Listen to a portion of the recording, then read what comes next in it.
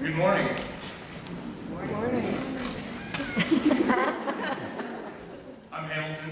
And I'm Andrew. And to be fair, Katy Beth asked us to introduce us in front of all of her friends, knowing full well what she was getting herself into. The truth is, Katy Beth is the angel child of the family. She's funny and sweet. She's loving and caring. And anybody that knows her knows that she's freakishly smart. Most of the time. Anyone who knows her also knows that they wouldn't be too surprised to find out she's locked herself inside of her own car. For 17 years, Hamilton and I have been making lists of all the stories we can tell to embarrass her. Those lists started to get a little too long, though. So what we've found throughout the years is that with every adorably stupid thing that she does, we're never there to laugh at her, we're there to laugh with her. We're happy to let her be, around us, to follow us around as one of the brothers, and have burping contests rather than beauty pageants. And even though you've come into my room and broken down crying because of this or that, or because you ran into me in the car on the way back from school because of things that just aren't going right, we can always count on you to be the most cheerful and most uplifting one in the room. even if that means that you're reciting the entire Glee discography when we are really just trying to have nothing to do with it. Because when it comes down to it, there's not a second of the day you're not singing. And I know that you've gotten mad at me when you hear about me mean mugging some of your guy friends at school. And you know that I'm only kind of halfway kidding when I'm cleaning guns when boys come over. It's just that we love you. And we have to be there for you, just like you've always been there for us. And when it comes down to it, we'll be the first to clap at your curtain calls. We're the first to jump in your corner when people get catty. And we will be the first to laugh at you when you do something stupid. So before we break into that long list of Katy Beth stories, Even though we would love to break into that list. let us first introduce, for your listening pleasure, and for the brightening of your entire week, Our baby sister, Katy Beth Barber.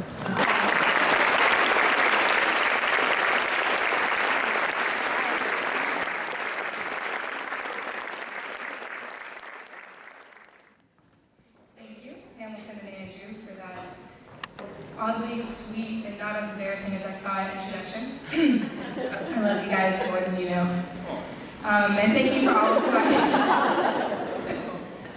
of my guests for coming, whether or not you were already at school or made your way here. I can't express how thankful I am. Beauty, acceptance, confidence. What do these have in common? The fact that I've struggled with them my entire life. I know you've heard it 1,000 times that your inside shows the real beauty, not the outside. But how easy is that to believe when the media is all about looks? Which celebrity has gained how much weight? What that ideal body is? What is considered healthy?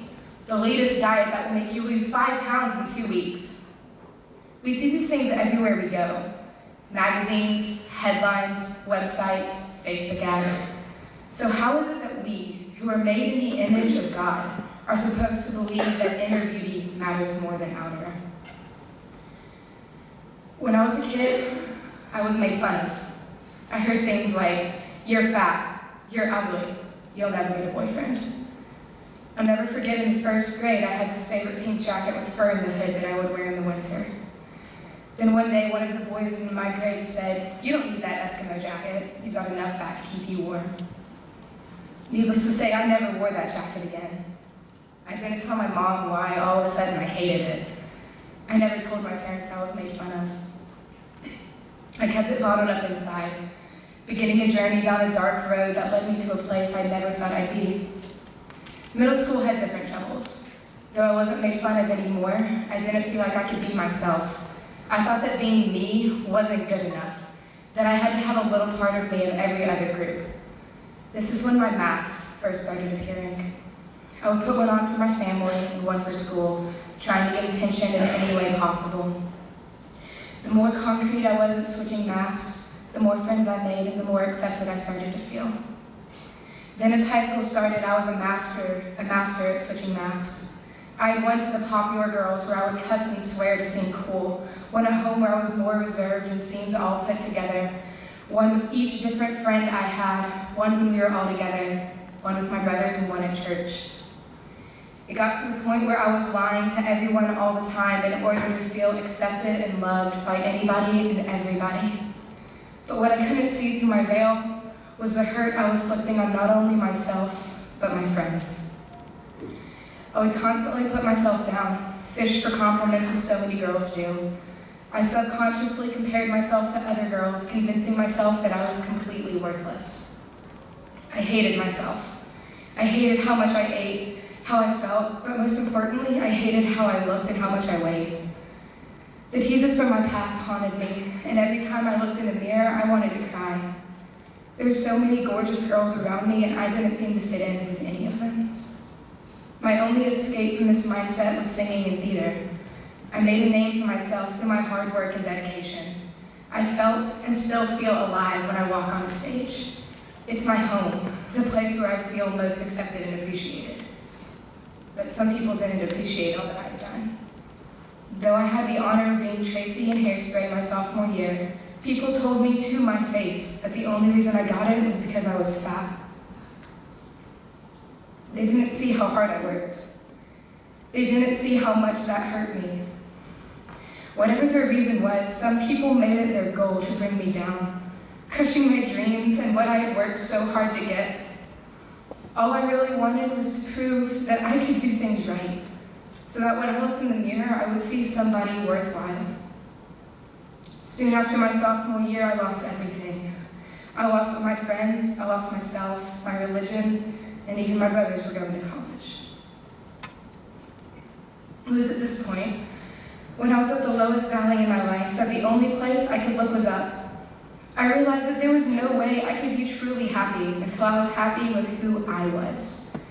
Instead of depending on other people's thoughts of me, I looked inside and to God. After 17 years of searching, I finally found my rock, my happiness. I learned that I can't please everybody because not everybody is worth pleasing. I became so tired of pretending to be someone that I wasn't, and was so emotionally exhausted that I couldn't deal with it anymore. And I realized that even though I may not know exactly who I am, that it is okay to be me. Jeremiah 29:11 says, "For I know the plans I have for you, declares the Lord, plans to prosper and not to harm you, plans to give you hope and a future." I used to ask why me, and blame God for all the different situations that I've had to overcome, but now I thank Him.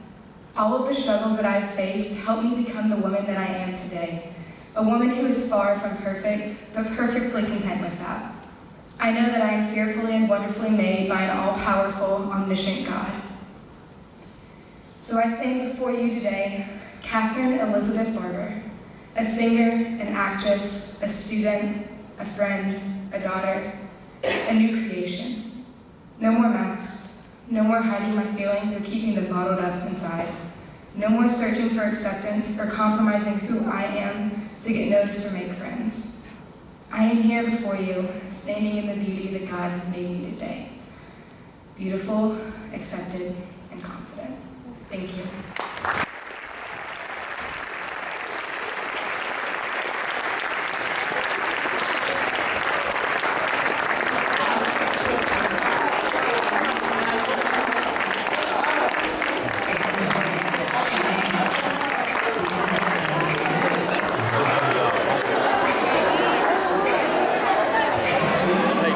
Pick the Michael Jackson song?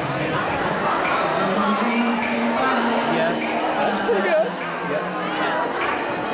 The only reason I know that is because she said, "Oh, I gotta bring my CD."